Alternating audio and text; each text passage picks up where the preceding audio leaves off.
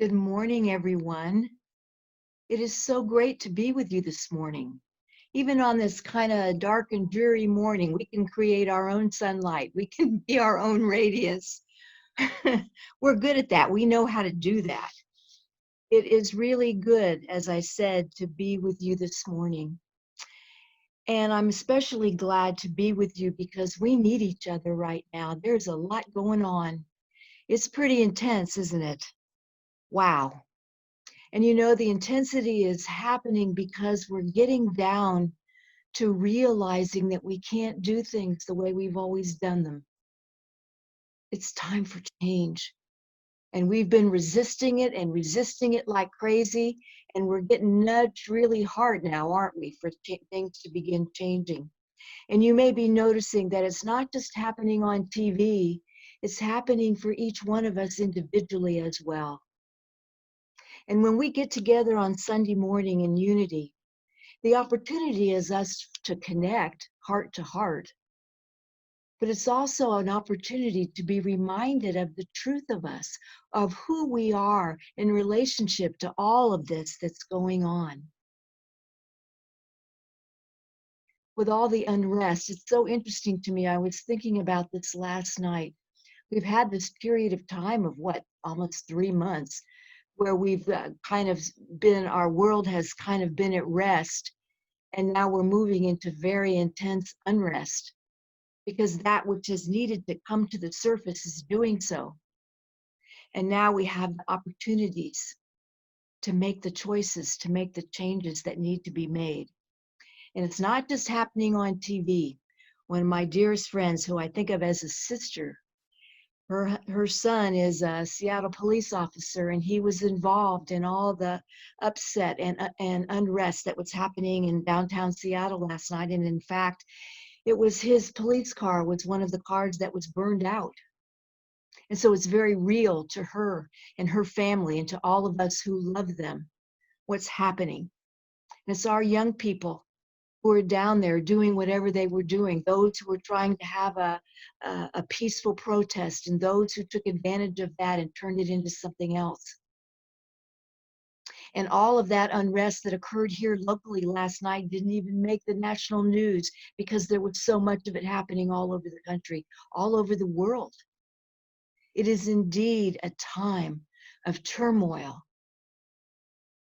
And what that means it means many things, but one of the things it means especially to us this morning as we're here together is to send us inward. Remember what it is we're connected to. Who are you?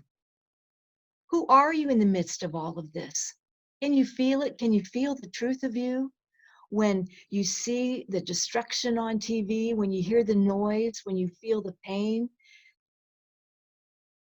when you see the suffering, we're still dealing with the pandemic on top of all of it. And now we're starting to think about coming out again, coming out into the world again. What does that feel like? Are you ready? Is it time? Is it time for the church community to come out? Is it time for you to come out? There's so much happening. And never before has it been so important to remember who you are in the midst. And when I was thinking about getting to be with you today, I was thinking about who is it I would want to think about or talk about or bring forward in the midst of all of this. Who would be a good example? Who would be somebody who could advise us in this crazy time? Who would that be? And the person that came to mind to me right away was Emma Curtis Hopkins. Do you know who she is, Emma Curtis Hopkins? You might have heard her name before. She's actually been an important name and person in Unity teaching, in our lineage of all the folks who have influenced the Fillmores, who are the co-founders of Unity, and the folks who've played parts in the development of Unity. Emma Curtis Hopkins was a big one. She was a mentor for both Charles and Myrtle Fillmore back at the turn of the last century. In fact, she worked with Myrtle directly when Myrtle was healing herself of tuberculosis. And the reason is that Emma Curtis Hopkins had been a student of Mary Baker Eddy, who was the founder of Christian Science. And Emma studied with her for a long time until Emma realized that as good as important as Christian Science philosophy is, there is also more to add to that. And so she went out on her own and started her own school. And she had many, many students. Emily Cady, who is a prime person in Unity, who wrote Lessons in Truth, the Unity primer. She was a student of Emma Curtis Hopkins. And Emma taught students around the country right until her death in 1925. And her last student was Ernest Holmes, who started the Church of Religious Science. So she's had quite an impact in the world with her teachings. And the reason was because her teachings were very, very powerful. And one of the, probably the basic of all her teachings had to do with the idea that there is good for me and I ought to have it. There is good for me and I ought to have it. Isn't that the truth? And she would teach this, and the way she would teach it is to remind us that we're always after our good, that what we're doing all the time, body, mind, and spirit, day after day, moment after moment, is seeking our good. And what she said about that is that all you are, all that you do and say is determined by the good that you seek. And since the good that you and I aim for governs everything we do, the good we are seeking must be our creator or God. And so what she did is she drew a direct line between the good that we all choose and desire as God, that is God. That is God in our life. That is God in our experience. So she brings God from being some far off concept that we can't touch or feel to being right inside our lives and our experience by our looking for, desiring, experiencing our good in this life, whatever that is, whether that's good in form of loving, in form of prosperity, in form of healing, whatever that looks like. That is our experience of God, is through our experience of good. And so that powerful connection is the basis of her teaching. And you can see that would have a powerful effect on New Thought teachers, and it certainly did. She spoke about how God, our good, has many names: love, life, truth, substance, and intelligence. And these are also names for God. She drew no separation between what we're seeking as our good and God, because there's no separation between us and God. And so her students got to have a stronger understanding and a more personal feel for God in expression through that concept. Are there any questions or comments about that so far? You're getting that? I've either put you to sleep or you're getting that.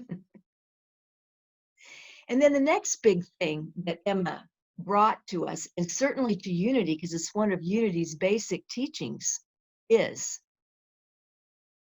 the idea of denials and affirmations. That's part of our basic Unity teaching. That came through Emma Curtis Hopkins. She's the one who understood that and said the power of we have to deny false beliefs in order to claim our good. That our false beliefs get in the way and make it difficult for us to claim our good. And she said denials are not about denying that something is happening. That's confusing in Unity sometimes. People like to criticize Unity that's saying that we're all a bunch of Pollyannas sometimes because you don't believe what's really happening. You say it's not happening. No, that is not what we're saying. What we're saying is that which is happening does not have power over me. That I am connected to something larger. I'm connected to the all that is. And therefore, I do not have to be ruled or governed or limited or shut down by this thing that is happening. And that's an important reminder in these days and times, isn't it? Just like we do the burning bowl at the end of the year or the beginning of the year. It's the idea that we're letting go of the stuff that doesn't serve us to make room for drawing to us that which does. We understand that we've got to make room, that you can't bring in the good on top of the negativity or the fear that we might be holding, that we have to clear that out to make room for the good to come in, to have room. It isn't that we don't deserve it or we're not doing it right or any of that. It's simply a matter of making room for it. Emma would say, speaking out continuously for what we have felt and thought intuitively is the first movement towards demonstration. So after we let go of that which isn't serving us, we have to, with fervor, claim that which is our good. That's with what we desire. How we are choosing to have God show up in our experience. And we need to do that with intention, with fervor. Emma Curtis Hopkins was a firecracker. She was just a force of nature. And in her teaching, and this is what her students loved about her, she was so intense, because she said, in order to have a demonstration of your good, you have to show that you really desire it, that it's really who you are and what you choose. And you have to do it with fervor, and you have to do it repeatedly, until it is your truth. Emma was all about that, affirming the truth.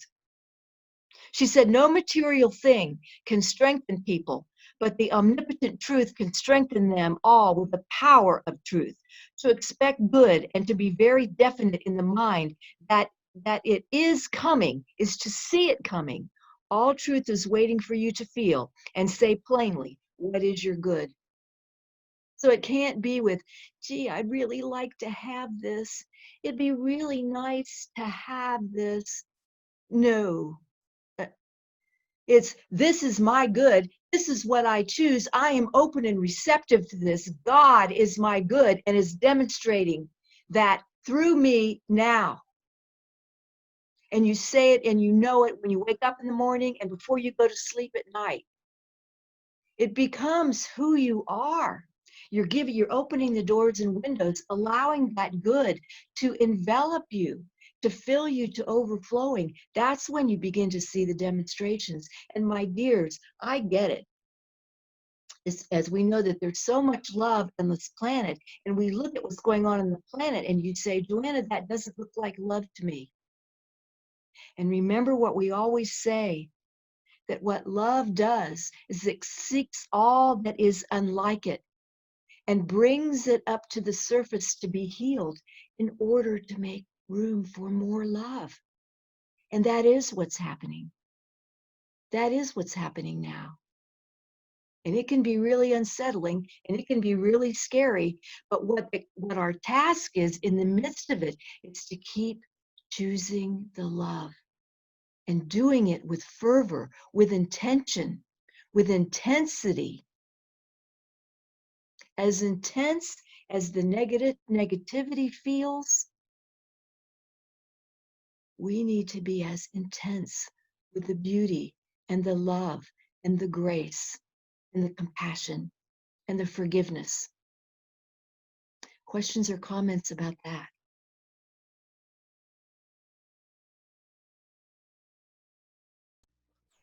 Yes. Thank you.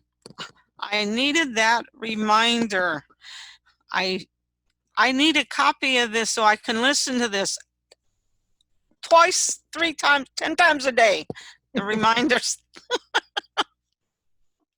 Good for you, Nora. Been going. Yes, indeed. Thank you, Nora. It's true. Thank you. It's true. And Tracy's reminding us too, along with the fervor of our good, remembering that one of the most important parts of all of this is loving ourselves. Because indeed, we are God in expression. We can't bring anything into expression until we're accepting of ourselves, forgiving of ourselves, loving ourselves. And indeed, with fervor, Tracy, you are right. Indeed. And when I see these folks out breaking windows and stealing and destroying property. I really get. I know this has been a hard time for a lot of people. People have been unemployed for a long time. They're having trouble knowing where they're going to live and how much food they're going to have. And are they going to get to go back to school? And what's going to happen? I get it. It is not easy. And for many, it's really scary and unsettling. And so what you and I can do, as we can be supportive, we can do volunteer work, we can show up for folks, we write checks, we give food, whatever it is that you feel is important for you to do. And along with that, it is vitally important for you to be clearly accepting, loving, forgiving yourself.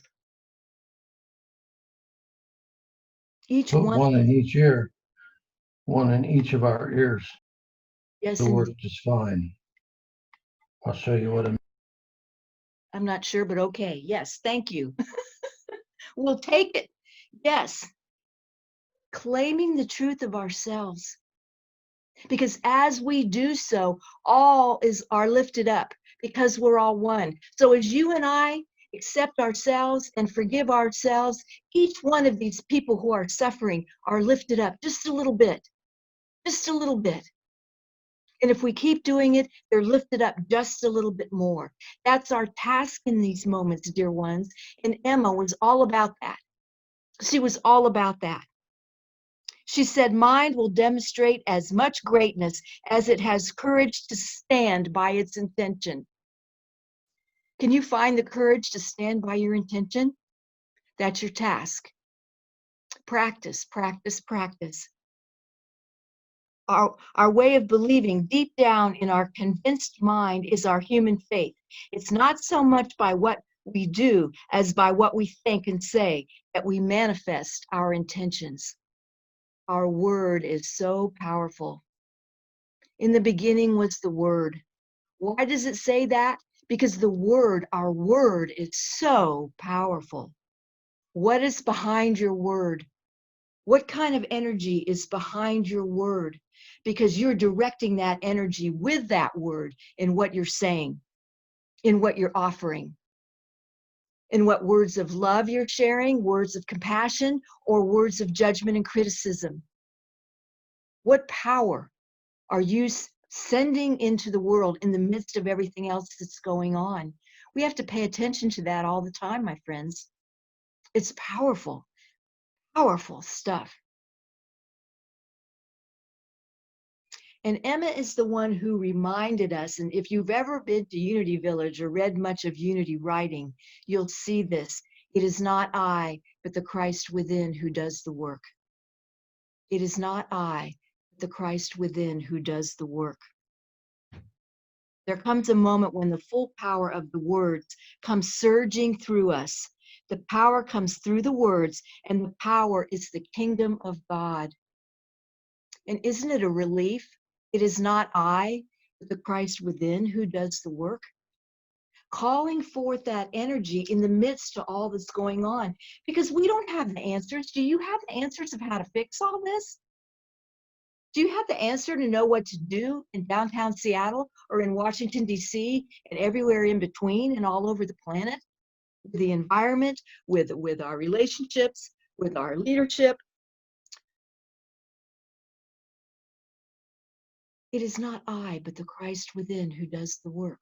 Thank you, God. There's the answers. What we have to do is open the doors and windows to allow them forth, to allow those aspects of us to come forth, to find those solutions, to have the strength and wisdom, to see how to bring them forward into experience, into expression, so that we can heal what's happening here. It isn't meant to take us down. It's meant to lift us up.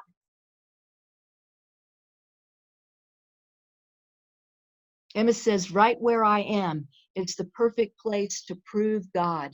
You don't need to have anything more than you have. You don't need to be anything else than you are to prove God. And every single one of those people that are running around outside breaking windows and stealing and all that stuff, they don't either. They don't either. They're loved and accepted by God, by divine essence, by the ultimate source, by universal truth, whatever you name life's essence. They're loved just the same as you and I are, as Mother Teresa was.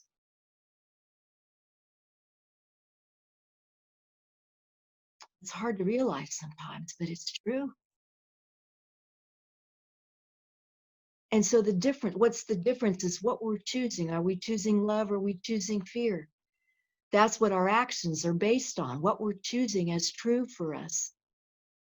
That's what every person's actions are based on, what they're choosing as true for them, love or fear. Emma is suggesting to us, dear ones, to choose love and choose it with fervor, over and over and over again, until it's all around you. That's all you can see. It is always around you, but we have to allow the eyes to see it, the heart to experience and feel it. Questions or comments? Yeah, I want to share some of Debbie Clay's been watching on Zoom or on YouTube. So I wanted to share some of her input here. She says, thank you for the talk. She's enjoying it very much. And she wants to know more about Emma Curtis Hopkins. And she wonders if maybe you can, in the future, do another or a two-part talk with more about this, because it's definitely very, very interesting. And she says, yes, it's very intense right now, and we need these reminders. And some of us are resource support persons for others in our community, and we need to stay spiritually healthy so that we can continue to be helpful. Indeed. Thank you, Debbie. And yes, I'm happy to talk about Emma Curtis Hopkins anytime. And she did a lot of work, and she did some wonderful writing too. Her writing specifically is not that easy to read, sort of, you know, how like Charles Fillmore's isn't and Emily Cady's isn't, because they lived in the time of the turn of the last century, where it's a little older English a little bit, so it's not as smooth to read, but it's powerful stuff. If you're willing to read it and sit and chew on a sentence for a while and then go back and read a little more and chew on that sentence, oh, it's good stuff. I would teach a class on Emma anytime, and maybe once we get to coming back to Bremerton, we could set that up. I'd love to do it. It would be like eating ice cream. I'd love it. It would be great. And indeed, we need these reminders. And that's why, for me, it's so helpful to reach out to these wonderful teachers that we've had that help us, can remind us in these days and times of the truth of us. Because like Emma Curtis Hopkins was teaching in the time of the First World War. She was teaching in the time as we were moving into the time that ended up being the Great Depression. These teachers at the turn of the last century, and there were many of them, and we have been blessed with so many, that their writings and what they've shared is so helpful in these times. It isn't just old stuff that doesn't matter anymore. It's as vibrant and real now as it ever was, because it's about reminding us who we truly are. It is the truth of us.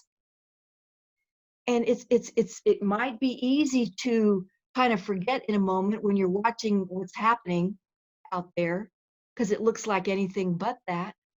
But indeed, it's coming to the surface to be healed so that we can choose again. Choose again, dear ones. And as you and I accept the truth of us, once again, we're helping to lift up the whole. That's how it works. And you and I are doing what it is that we can do to help heal this, to help balance what feels like it's going like this right now. We can start to bring it back. And so in this moment of now, as we're together, let's take a deep breath. Let's take a few deep breaths.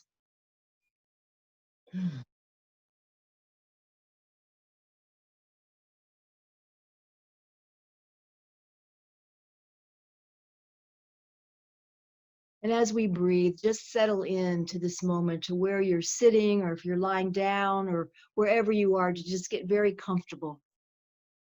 Feel the support that you have as the chair or the couch or the bed supports you. The support you have by love, by divine essence that's embracing you right now, that's always embracing you. Breathing and allowing the truth of you to come forth. And as you breathe, just kind of scanning body, mind, and spirit. Is there a place that's feeling some tension, some stress, some tightness, some discomfort, maybe even some pain? Send this energy of love there. Send it there. And what does it look like for you? Is it light? Maybe it's a heart.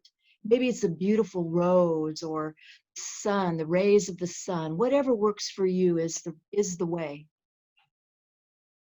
Shine it there. Send it there. Breathing and allowing, and let yourself be filled to overflowing with this light, with this beauty, with this grace. Let it fill you up. Let it fill you all the way, in all the corners, in all the pockets, in all the joints and tissues and bones and skin and veins and capillaries and arteries, in all the organs, in the mind and the heart, filled to overflowing so that you see it spilling out over you and out away from you now, filling you all up and going out. And if there's anyone else with you, it's filling them up too. And if you've got critters in the house, they're filled up. The furry ones. Absolutely. And now it goes out of the house and into the yard and down the street. And it's embracing all the neighbors, the whole community. All of Bremerton is being embraced. All of Kitsap County. All of the peninsula. All of Washington. All of the United States. All of this planet.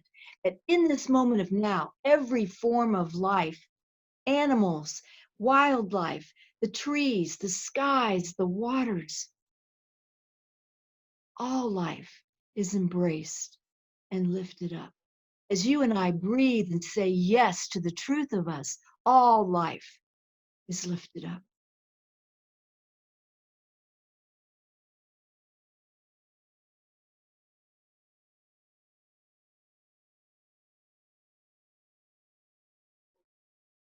And there may be someone in particular who could surely use this reminder right now, who could surely use this embrace.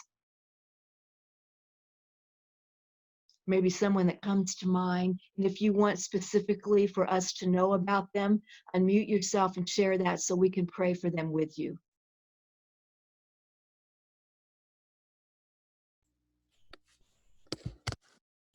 Yes, for Candace, who needs some healing.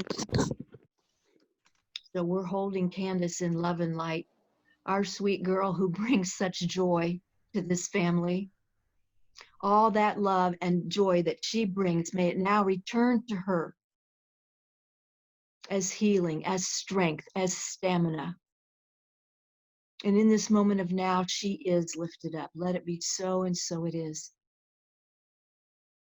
Anyone else?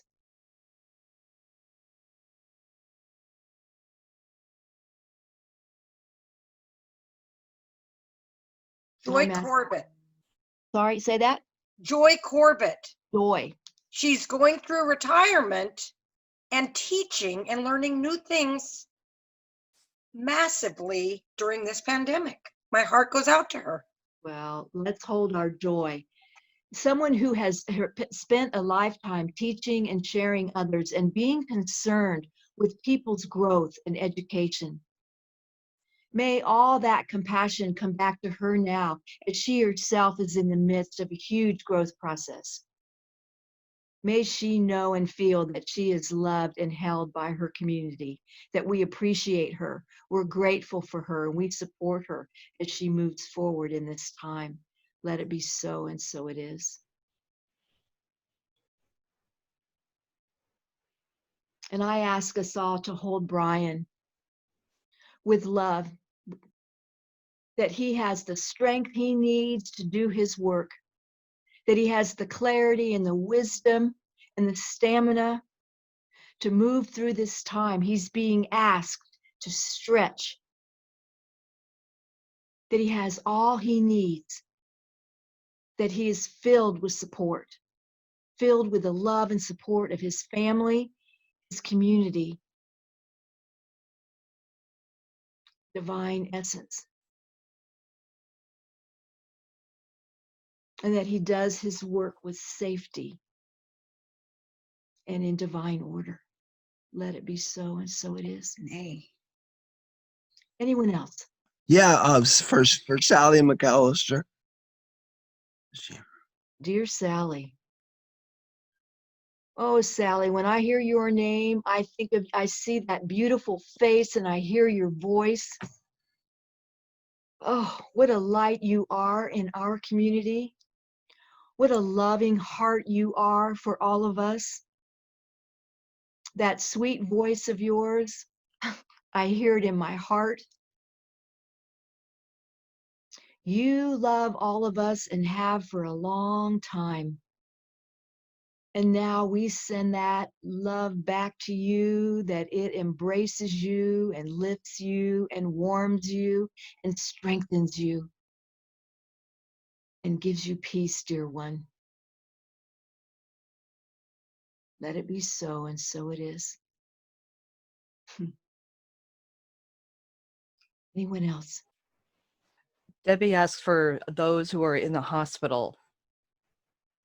Oh, yes. Those who are in the hospital, who are dealing with health issues, health challenges, dealing with having to be poked and prodded and wait for test results and take medications and having to make decisions based on what other people are telling them and trying to find the truth of who they are in the midst of it all. We embrace you. We hold you. We send you strength, that it's all unfolding for the highest good, for the highest possible outcome, that you are held in divine love and divine light, that the hands of God are touching you through every person that approaches you, your bed, the medicine, the advice, the food, all of it. Blessings to all of you. Let it be so, and so it is. And to your family and friends who can't be with you to visit you in the hospital right now. So difficult not to be able to be there with you. We send them love and strength and support and stamina through this time as well. Anyone else?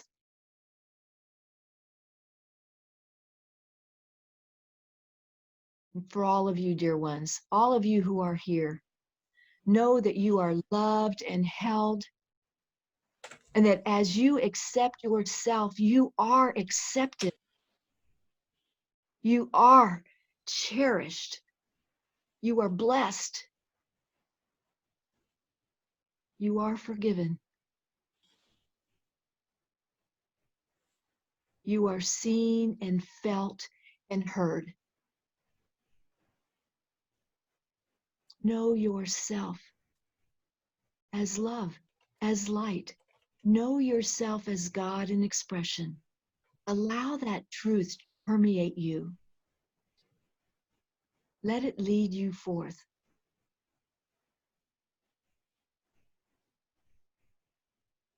And in so doing, we are all blessed.